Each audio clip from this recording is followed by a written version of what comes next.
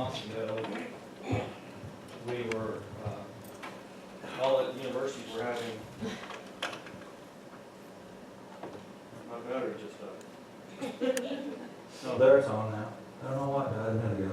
Anyway, a couple months ago, all the universities were having their finals, and Jackie, you're familiar with that. And this one philosophy professor had gone over all the great philosophers and gone over all philosophy ideas during the semester, and Plato, Apollonius, those of you that know philosophers, you can think of them in your mind. Went over all that stuff. It was very intensive, very strong course. But the instructor, the professor, was pretty eccentric, and so come to the final, he was sitting in front of everybody, and everybody told everybody to get out their pens and papers and pencils, and so they got it all out.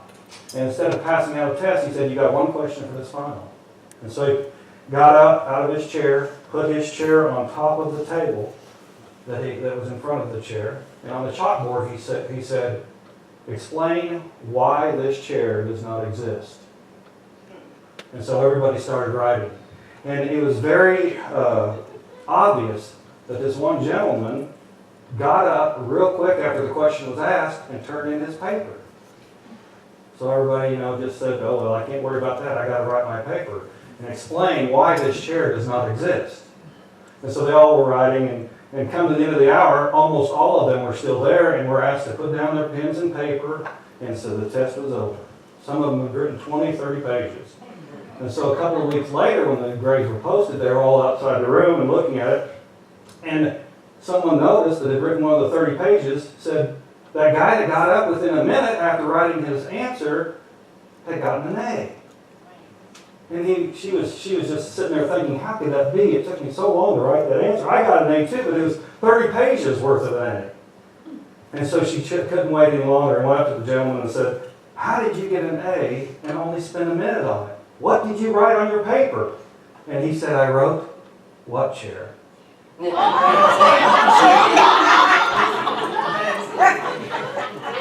Sometimes it takes a minute. Some of you that didn't laugh right now, when you go home, that's going to hit you. You're going to be laughing, and you're going to have to explain why that was. Anyway, let's say our statements of truth together, please. I am a child of God. I am deserving of good in my life. I am accepting my good now. Well, the title of today's lesson is, What Are You Giving Up for Lent? And the idea of Lent is a made-up idea from the church about the 40 days before Easter. Jesus, it's not in the Bible. Jesus did not celebrate a Lenten season right before he went to his crucifixion and reportedly rose from the dead. But the church came up with this idea as a time of year where we, as parishioners, can be together on recognizing more of our spiritual journey. And so, even though the idea of Lent over the years and over the generations may have been skewed a little bit, the original idea of Lent is still and was a divine idea. What many people today know Lent as is a time before Easter, the 40 days as I mentioned, which we are supposed to give up something that we like to show, I guess, our allegiance to God up above us. But just like the idea of salvation I talked about a couple of weeks ago has been twisted into something that it was never intended to be, the idea of Lent has also been misunderstood to be giving up something that we like, or even maybe something that we love. Some have even turned Lent into the ultimate time of the year where we are being judged by God. A God in the sky that looks upon us and will punish us in this afterlife if we do something out of order, like eat meat on Friday.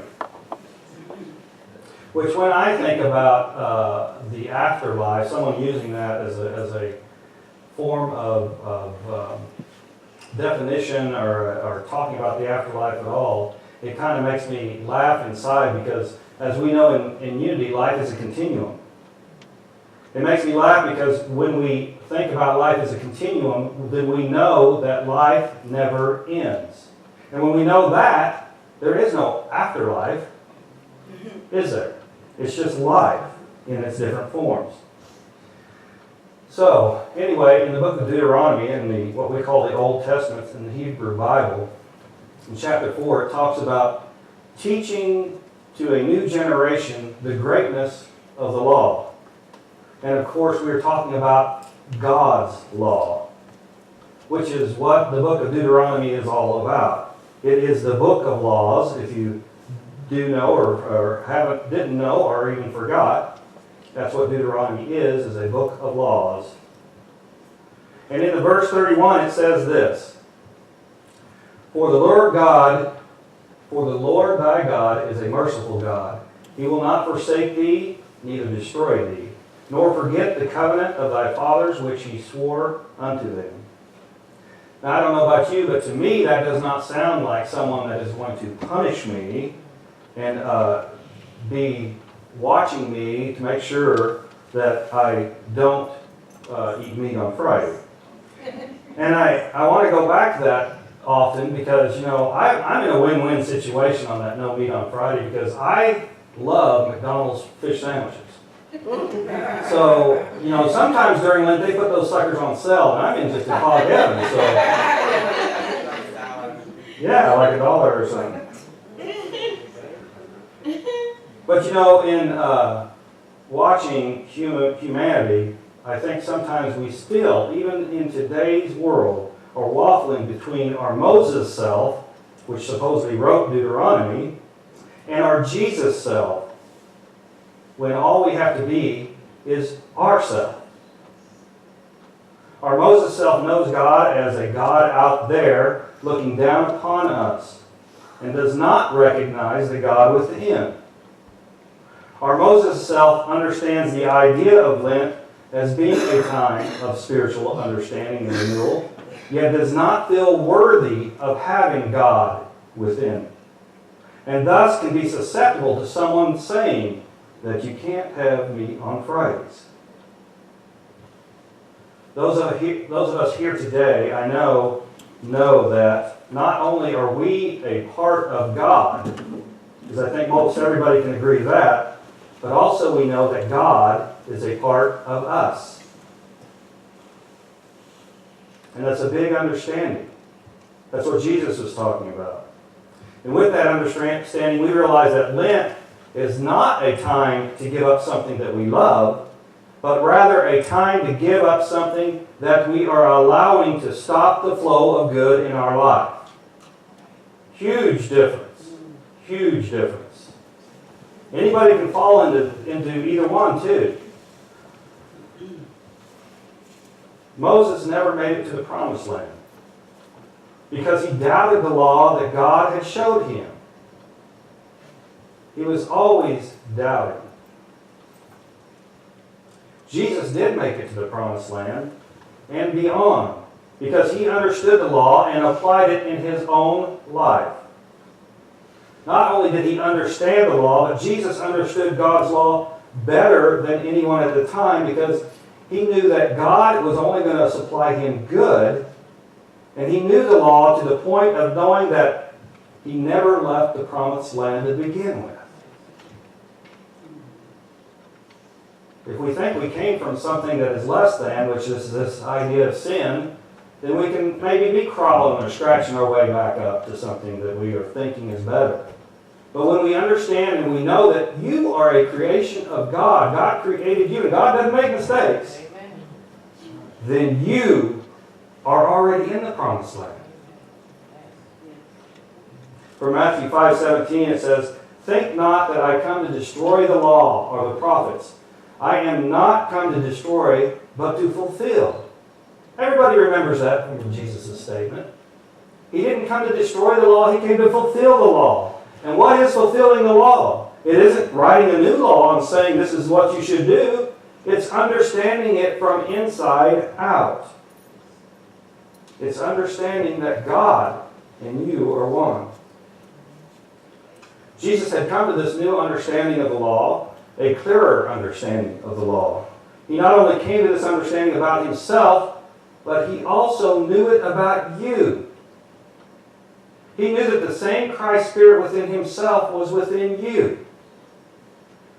Now this kind of puts people back sometimes, but I hope nobody in this room. I hope you newcomers will give me a chance to explain it if you think that it bothers you in some way.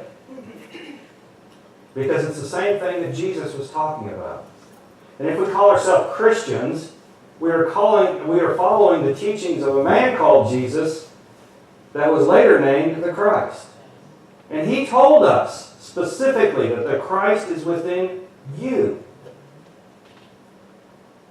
From the book of Acts 7:33, then said the Lord unto him, put off thy shoes from thy feet, for the place where you are at now is holy ground. Now, a lot of people have misunderstood that and thinking, well, they must have been in a synagogue or something. They weren't in a synagogue. It's where you are that is holy ground. You are the light of the world. Let your light so shine before men that they may see your good works and glorify your Father who is in heaven. Where is God? Within you. So where does that make heaven? Right here, right now.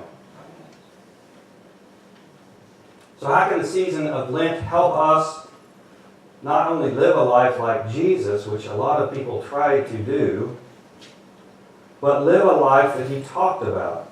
A life that expresses the unique God qualities that are you. First, we have to understand the divine idea behind the Lenten season, which is giving up anything that we are allowing to prevent us from allowing our good or expressing our good fully in our life, expressing that Christ nature. This includes a very wide range of things. One of the best ways to start is to become more aware of what we are thinking.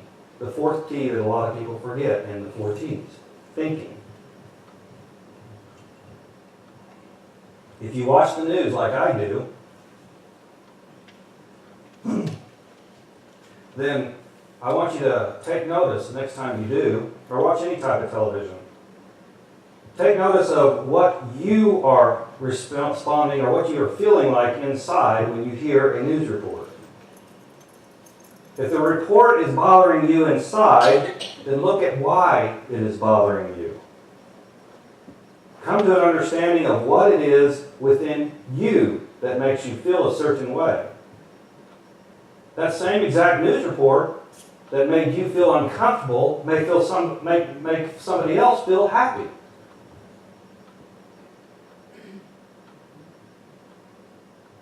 Then come to an understanding that no one or no thing outside of you should be able to control your feelings or responses, because you are a part of God expressing. And if God is only good, which God is, then that is what you can express at any time. I know that many of us watch medical reports, and when we do see a medical report come out, then we change the way we live sometimes. I mean, a lot of people have done that. I've done it. I've done it myself. And I don't know if you saw a study that came out not too long ago, I don't know if it's last week or the week before, about butter being good for you now. Did you see that? For years they've been saying, don't eat butter. But now they're saying it's good for you. Yeah, and coffee too, yeah. 5 cups a day. Yeah, I did see that. Trying that 5 cups.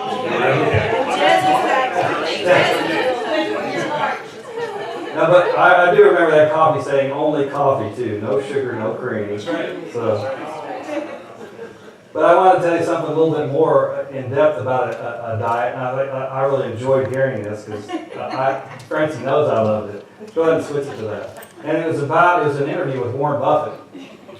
Warren Buffett, everybody know Warren Buffett, Berkshire Hathaway.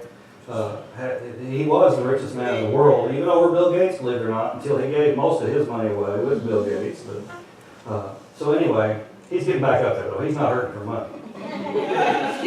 But he's in his 80s, okay? And so this interviewer, the lady that was asking the question said, I noticed that your health is really, really good, and you're in your 80s now. What's the secret to that? And he said, well, I drink 5 Coca-Colas a day. That's why I love this story. Anyway, and she was kind of confused about that, and she said, or he went on and said, I also snack on potato sticks. Did anybody else see this report? No. Snack on these potato sticks. And so these potato sticks are those fried things, you know, come in a can, they're real thin. But they're great. That and Coca-Cola is great. So anyway, he snacks on that, and so she went on and said, well, what do you have for breakfast? And he said, I usually have just a Coca-Cola, but this morning, since you asked, I had chocolate chip ice cream. Crazy, isn't it? And so she's wondering, she said, well, how did you ever come up with this crazy diet? And he said, well, I went to, like I usually do. I mean, think of Warren Buffett. This is something he would do. I went to the actuarial tables, which are, I don't know if you know this, but an actuary, which is a person, is a mathematician that figures out all the probabilities of things. Usually they'll work for insurance companies to figure out how much you're going to pay on life insurance and things like that. Well, I went to the actuarial tables, he said, and I looked up to see what age in our life do most people live and don't die. And the actuarial tables told him age 6. And then he thought, well, if most 6-year-olds don't die, then I'm going to do the same thing they do in their diet and live by that. And they eat whatever they want. So that's what I'm doing. Hey, it's working for him. I even one Lent I gave up Coca-Cola. I'm never going to do that again. Because Coca-Cola is like ambrosia to me. It's like your coffee, Jess. Yeah. So. I'm gonna have to beat you. He's going to beat me? Didn't But to me, this just proves again, though, it's not really what we do, it's more of what we are thinking about what we are doing in our life. There are many different diets in the world, if we think about it, and some of them have to do with the geographical region where we live. Some of you all have lived in some other countries, and you know that it's different, food and drink is different there in different regions. And of those many diets, personally, I'll just speak for myself, there's no way in the world I would have them. But it's common for the people that eat them there. For those of you that have been, though, to the World of Coca-Cola here in Atlanta, and they also have it in Disney World in Florida, Epcot, they have that at the end of the tour. They have you can taste all these Coca-Colas, these drinks that they provide all over the world. Ooh, most of those, one taste, I'm just tired of that. That's enough for me. And Coca-Cola makes those. So anyway, but I'll tell you what, Coca-Cola doesn't produce them unless the people in the locales want them. In this way, we can see that some businesses have been successful at expressing the differences that we have as people on earth. In the same way, we have to open ourselves up to expressing more of God and seeing that expression of God from others in their uniqueness without judging them. This is what Jesus was trying to explain to us. Now, Jesus did go to a few times in his ministry, went to the desert or went to the mountain for 40 days. And that's where the Bible ties in here, but it's not the same thing as what we're talking about in what most people understand as Lent today. But even though we eat different foods and drink different Coca-Colas, if you will, we are all a part of the same race, the human race. And we can celebrate our different choices in life as unique ways to express God. I know that when I go on vacation, I'm sure you're the same, I look forward to seeing the different things. I look forward to eating the different foods. Because they are gifts from where I am visiting. They may be commonplace there, but they are a gift to me. And there's no reason that we can't share our gifts, our spiritual gifts, every day with each other. The other part of Lent that I want to discuss with you this morning is why we even want to do something that will have us be closer, have a closer walk with God. In the skewed version of Lent, we would want to follow the rules so we can go get into heaven after we die, but everyone in this room is well past that understanding, I hope. That is the Moses understanding, and we are beyond that thinking, and there is a puppet master up in heaven, and we are puppets. We have experienced too many things in your life, in this part of our life, that we know beyond a shadow of a doubt that we control most of our own destiny. And when we become masters of understanding how spiritual law works and how our choices in spiritual law work, then we control 100% of our destiny. This has to do with free will, which many people have misunderstood free will as a bad thing because it can get us into unenviable positions. But free will is only God's will being expressed as us as individuals. If God wants good for you, then God is going to show you the good choices. If we choose something different, God is still going to say, okay.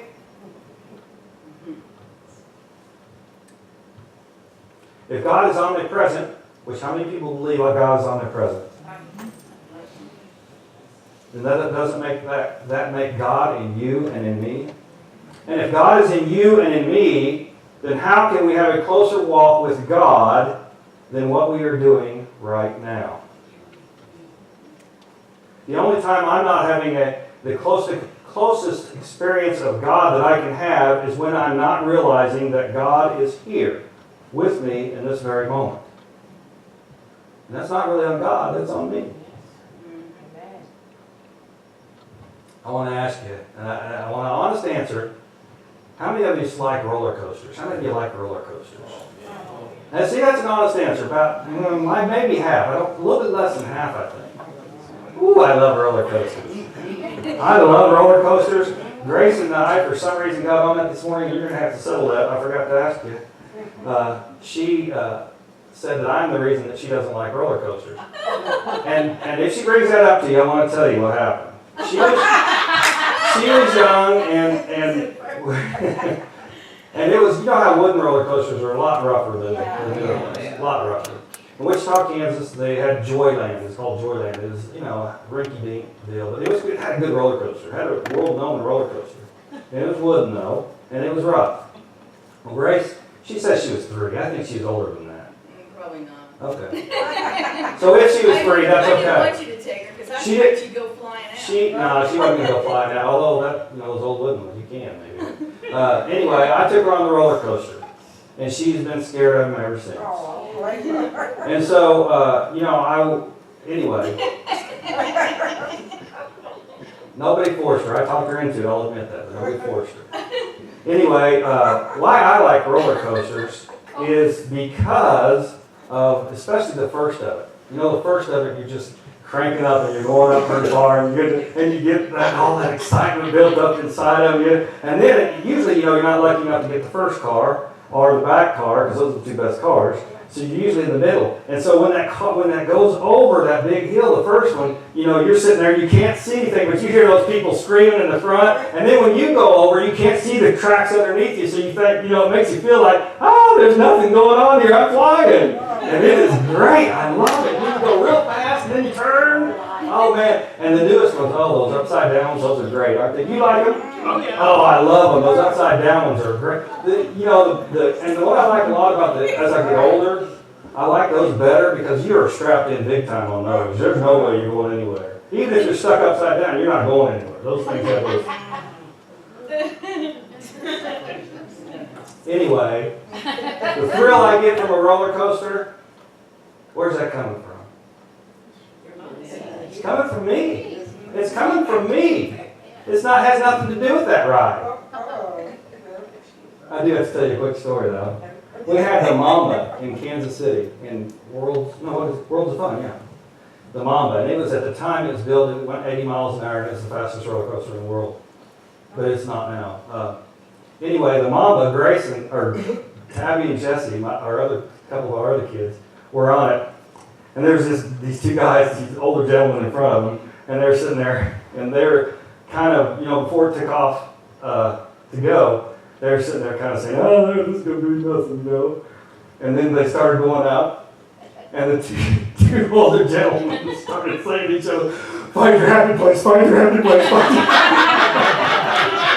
And Joseph and just cracked up. I'm sorry, that was funny. I wish I was in there. And you can tell it on their faces, those pictures they take. Anyway, that feeling comes from within us. Now, it may be spurred by something outside of us, but the feeling itself comes from within us. That is a part of us. That excitement, whatever it is, whether it be a roller coaster or something else, each of us can have all the time. We can be excited about life. We can enjoy life. God created you so wonderfully that you also are able to use the knowledge of your experiences in the past and your knowing of the consequences in the future to make up your own experience right now. Lent is a time each year in this experience of life that's marked on a calendar. Yet this part of our life, our continuum, this part that we only understand a little bit right now, is where it is marked as time. When we are fully in spirit, time does not exist. Before this part of life and after, there is no time. For those who have experienced this part of life and gone on to live in another form, our lifetime, what we call our lifetime here, our experience of life here, is but a blink of an eye. They know that their walk with God has been throughout existence and continues. We honor them, we honor God, and we honor ourselves by living this part of life by experiencing the good that is meant for each one of us. If you haven't found your roller coaster yet, the excitement in your life, I invite you to find it this Lenten season. And once you do, you can ride it the rest of your life. Know that God is blessing you now. Amen.